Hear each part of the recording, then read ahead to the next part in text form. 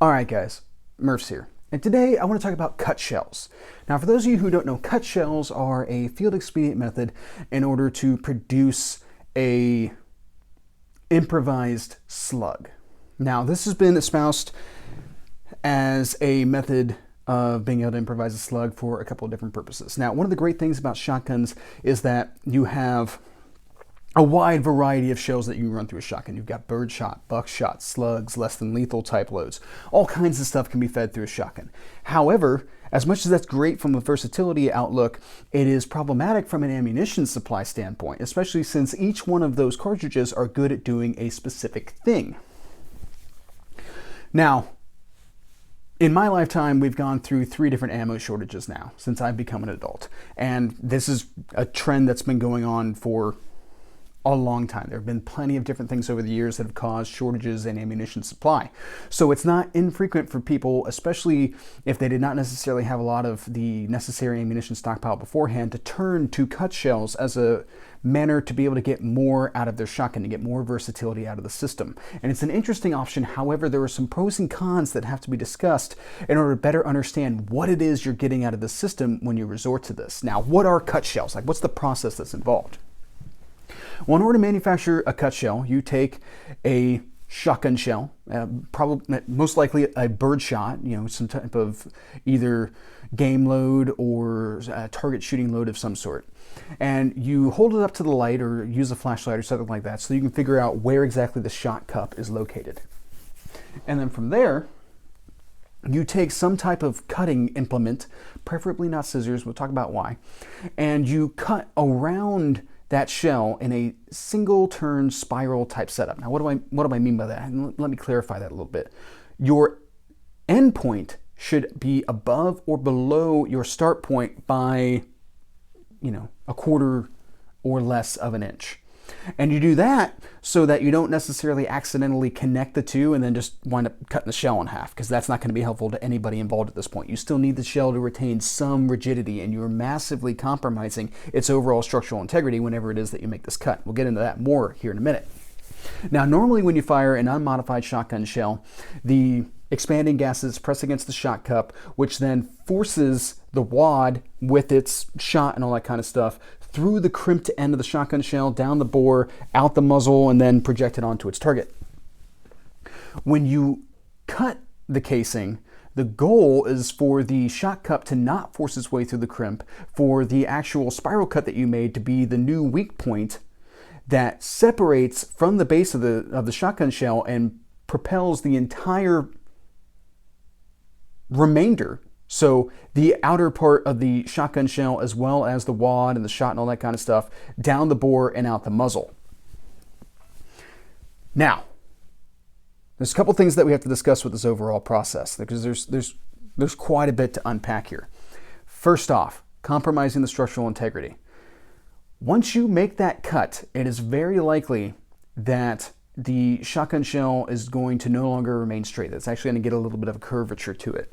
And this is because you've got a lot of internal forces going on inside of a shotgun shell. You're talking about compressed plastics and all that kind of stuff. And once you make that cut, you start to allow those plastics the opportunity to be able to breathe and try to deform a little bit. That makes these type of shells very problematic in tubular or detachable box magazine type feeding systems. You're talking about spring tension, you're talking about shell stops and lifters and levers and all that kind of stuff, right? There's all this kind of wonky stuff that's going to take the shell out of the magazine tube and place it into the chamber. With that, there's a lot of probability that the shell is going to start to unmake itself and it's going to jam up the overall system. So already, cut shells are not recommended to be used in magazine-fed systems. Okay, that makes a fair amount of sense. You can understand how someone would make that decision. So now you either turn your pump action shotgun into a single shot, or you only utilize the shotgun shell, a cut shell specifically, in side-by-sides, over-unders, or single shots. Well, that's already a problem right off the bat if you're looking at using this as a defensive type measure, because, well, the whole shotguns themselves are very difficult to keep loaded up in a fight. That's one of the biggest issues with the shotgun is you're already working with diminished capacity, and then also trying to keep the thing plussed up to be able to make it all the way through a fight can be potentially problematic. If cut shells are already diminishing you to having to hand load, you're losing a lot of the options that are supposed to be coming with a magazine-fed shotgun at that point. Okay, so that's one thing to take into mind. It's one thing to take into account. Also, from a structural integrity standpoint, once we cut those shells, we allow for the ingress of environmental conditions, moisture, all those types of things. This could potentially cause a lot of issues that we're going to talk about here in just a little bit. So already, cut shells become something that you're kind of supposed to prep on site and then use in relatively short order. It's not necessarily something that you cut open, throw in an ammo can, and wait for a little while. Now, the next issue we get into with cut shells is bore diameters. When you look at a slug, let's say, that's effectively what you're trying to replace by switching over to a cut shell or utilizing a cut shell. When you look at the diameter of a slug, you will note that it is smaller than the diameter of the shotgun shell. Now, something else to keep in mind about shotgun barrels is that the internal diameter is not only smaller than the obvious external diameter, but it also tapers. You have a forcing cone type setup on the inside, let alone once we start talking about the actual choke system that's being utilized. That's just fine if you're shooting something that is actually designed to travel down the bore of a shotgun, like shotgun shot, the wad, slugs, buckshot, all those types of things. However, when you decide that you're going to propel the external diameter of a shotgun shell down the bore, this potentially becomes an issue. And pretty much every modern designed powder-driven weapon system, powder-actuated weapon system that we can talk about, the chamber is where all the peak pressures are supposed to be going on at, right? You have your cartridge casing, you have your powder loaded up in there, and then you have a projectile that is crimped into the cartridge mouth, into the casing mouth. The peak pressure is supposed to be getting that projectile out of the cartridge casing. That is when the system is more or less plugged up at that point, right? All that burning powder is pushing against that cartridge casing, is pushing against that bullet, and before the whole thing ruptures, that bullet starts moving down the barrel, and the barrel becomes the release. So as we move down the barrel, those expanding gases follow the projectile out because they can't go out the other direction. And the only way for them to keep expanding and not necessarily compressing and causing a mechanical type detonation within the weapon system is to keep propelling that bullet down the barrel up until they're able to exit behind the bullet out of the muzzle and expand into the air, right? Expend all of that energy and dissipate into the environment around the muzzle. When you start incorporating bore obstructions, that process becomes difficult, and now we shift where that peak pressure occurs at. Now, by forcing a larger diameter projectile down an ever truncating barrel, you can see where we start to run into the potential for us to have a new peak pressure event in an area that is not meant to withstand new peak pressures. Pressure, if anything, is supposed to be getting less as the projectile travels down the bore, not more. And when we try to move something much larger, we're basically trying to force a barrel obstruction down the muzzle. It's not a good setup. You could see where this could cause some amount of concern. So right off the bat, kind of like shooting slugs, we probably want to move over to like a cylinder bore or something like that in order to give us the best overall relationship with not having peak pressure issues. Now, something else that could happen with peak pressure issues is that the crimping at the end of the cartridge actually gives way. So you cut your shell, you have the entire, front 2/3 of the shell moving down the barrel. It hits enough resistance in order for the plastic to slow down, but the shot on the inside is still being acted upon by the ever-expanding gases, so it winds up blowing through the crimp and continues downrange as designed, as it's expected to do from the beginning. But now you have residual plastic left in the bore. You have a shotgun hole left in the bore in a place that it's not supposed to be to begin with. If you don't check that and you load a second shell and attempt to fire, you are now compounding bore obstructions. And there's a definite increase in the possibility that you're going to have a new peak pressure event where you don't want to have a peak pressure event, especially when you consider that the handguard surrounds the barrel and your hand is probably on the handguard. So now that detonation is potentially occurring in your hand.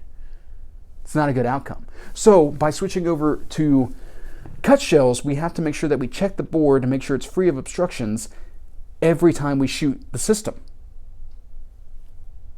That's kind of problematic.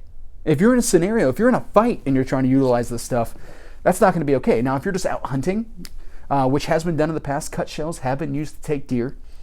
If you're using it for that type of purpose, it's not as problematic. You fire your shot, you either hit your target or you didn't, and then you check and make sure that you don't have an obstruction. No big deal. But if you're intending to use this as some sort of end-of-the-world prepper type setup, that's a concern. That's something you have to keep in mind. Now, I mentioned before, once we cut the outside of the shell, we open it to the possibility of different types of environmental conditions leaking in and causing issues with the shell. This runs us into a whole new position to where our propellant could wind up in some way being impacted by that moisture, something like that collecting in it, which in the best case scenario, this becomes a click no boom type situation. In the worst case scenario, we get a squib load, and now we're right back to the bore obstruction thing all over again. This is a rare time where click no boom is better than a partial type deal, which I guess if you really think about it, squib load's kind of always the worst case scenario, but it's just something to kind of take into account with what it is that you're doing and why these are not a long-term solution. These are very short-term solutions. All right, now let's go ahead and talk about it from a ballistic standpoint. All right, am I actually getting as much performance out of a cut shell as I am with a shotgun slug? So here today, I have a Federal 2 3/4 inch half-ounce slug. All right, and I've got a handy-dandy scale. This cartridge casing, full up, weighs 0.88 ounces. Now let's go ahead and compare this against a Winchester target load. This is number 8 shot, 7/8 ounce shot. This is 1.20 ounces. All right, so this weighs more. So in theory, now of course we're right now talking about taking the entire cartridge into account when it comes to weight, but we're using that in order to be able to get to a discussion about our shot load. So this weighs about 0.4 ounces more than this. So this should give me just as much effect, right? Not necessarily, because something else to take into account is this half-ounce slug is moving at 1,800 feet per second. This 7/8 ounce of number 8 shot is moving at 1,200 feet per second. That's 600 feet per second difference right off the bat. That is 1/3 difference. That's not a good start. All right, sorry guys, had a bit of memory issue apparently. I had to open up some space on the card there. All right, so half-ounce slug moving at 1,800 feet per second. 7/8 ounce number 8 shot moving at 1,200 feet per second, even in the form of a slug. We're talking about a solid lead projectile moving at 1,800 feet per second. That's a lot. That's very significant. That's why shotgun slugs, though only really good for relatively short distances, obliterate things when they come in contact with them. Now, you take into account that this is 7/8 of an ounce of number 8 shot. That is going to perform, if anything, more like a Glacier safety slug, but slower. Now, the thing with that being is that great. If it impacts soft tissue, yes, it's going to mess up that soft tissue pretty badly. However, if it comes in contact with hard surfaces, it's not going to do as much damage. Now, one of the issues with, a lot of fight methodology being to go ahead and aim center mass and all that kind of stuff, your chest is made up of some bones and stuff like that. It's like, a lot of your really significant, important organs that would be fight-stopping characteristics are protected by this, bone cage at that point. So you're not going to get as much effect out of a cut shell as you would out of an actual slug at that point. Now, someone could easily, say in the comment section, well, then stand in front of it and see how you feel about it then. Look, guys, I don't want to get shot by anything. I don't care if it's a BB gun. I inherently don't want to be shot. That is a really base level of expectation for what it is that we're going to get out of these cartridges, out of any defensive type option. I don't want to get shot by that is not a default setting. I want to pick a cartridge that is an excellent has excellent fight stopping characteristics and all that kind of stuff. So if we're talking about, the range of like 577 elephant cartridge versus BB gun, there's a pretty big disparity between those two options, right? Cut shells at that point are coming in at the lower end of that disparity because they are not optimal performers. So yes, absolutely, if I have nothing else lying around, if I'm trying to press into service a side-by-side shotgun and I don't have any slugs or buck, and all I've got is a whole bunch of birdshot because that's what I could find, especially in like an ammo shortage or something like that, all right, yeah, great. It checks the block of being better than throwing rocks. It allows me to meet the first requirement of a gunfight, which is to have a gun. However, if I could literally use anything else for my defensive purposes, I would prefer to use that. And that's kind of how we have to take that methodology into thought overall, especially once we start taking in the possibility of it having, peak overpressure events in the barrel and all that kind of stuff, like possible repercussions to me, the shooter. We've really got to take that stuff into account. Sure, it might work once, and I talk about this a lot in training and stuff like that too. Great, the method that you used worked once, maybe even twice, possibly 3 times. Who knows? You could do it 10 times, but that 11th time it doesn't work is potentially problematic. And if you go running around telling other people that they should do it, they may not get 11 chances to decide to do something else. That's how we have to keep that thing we have to take that into account. It's one of the issues with improvising something overall. There's a reason that everybody, militaries, law enforcement, all these different people depend on manufactured resources instead of trying to improvise stuff or try to repurpose things in order to be able to accommodate something that they were not originally meant to accommodate. There's a lot of stuff that you get into whenever you start trying to synthesize or modify things for your own purposes that are very difficult to account for, and repeatability is one of them. I mean, that's a whole other conversation, especially when you talk about prepper stuff, and you can get into all kinds of different methodologies in improvised manner that are not necessarily as repeatable as you might be led to believe. But that's a whole other subject for a completely different time. All right, guys. Now, as you'll know, I have no shooting footage for this particular method, and that is because I really don't have anything that I'm willing to risk on it. I have no need to presently utilize cut shells. I understand how to utilize cut shells. I understand the methodology that's involved in all of it, but I don't feel a need to try to replicate the system overall. Maybe if this video gets enough interest, we'll actually go out and try to do some ballistic testing of the methodology. But for my purposes right now, I see no need. All right, guys. I think that pretty much covers my thoughts on this particular subject. I hope you guys found this interesting. Now, something else I want to throw out to you guys here as we come to the end is that I've got a lot of stuff coming up here in the next year that is going to kind of make my ability to be able to post videos a little difficult. Now, I'm not necessarily going to be able to get my weekly video up as consistently as I have in the past. So with that being the case, and if you're looking for an opportunity to be able to interact with this type of information more frequently, have discussions and forum chats and all that kind of stuff, I've actually moved the channel onto Facebook with its own dedicated Facebook page, and the link is in the description. So if this is something that you find interesting to interact with, go ahead and check out that link. All right, guys, that's pretty much what I got. Have a good day.